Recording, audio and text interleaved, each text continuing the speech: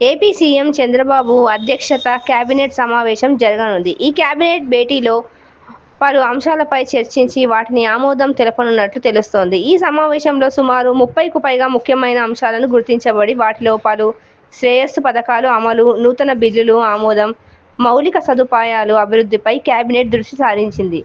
ఆడబిడ్డ నిధి పథకం ప్రకారం 18 నుండి 59 సంవత్సరాల మధ్య మహిళలకు ప్రతి నెల రూ. 1,500 నేరుగా వారి ఖాతాలోకి జమ చేయనున్నారు. ఈ పథకాన్ని దీపావళి నుంచి అధికారికంగా అమలు చేయాలని నిర్ణయం తీసుకుంది ప్రభుత్వం. అంతేకాకుండా సూపర్ సిక్స్ హామీలో భాగంగా తల్లికి వందనం, మహిళలకు ఉచిత బస్సు ప్రయాణం, అన్నదాత సుఖీభవ, ఏడాదికి 3 ఉచిత సిలిండర్లు, యువతకు ఉద్యోగ అవకాశాలు కల్పన వంటి నూతన పథకాలు కొనసాగించనున్నారని కేబినెట్ స్పష్టం చేసింది. ఇంకా తాజా సమావేశంలో యూనివర్సల్ హెల్త్ పాలసీ కూడా కేబినెట్ ఆమోదం తెలిపింది. దీంతో రాష్ట్రంలోని 1,63,00,000 కుటుంబాలకు ఏడాదికి 25 లక్షల వరకు ఉచిత వైద్య సేవలు అందుబాటులోకి రానున్నాయి.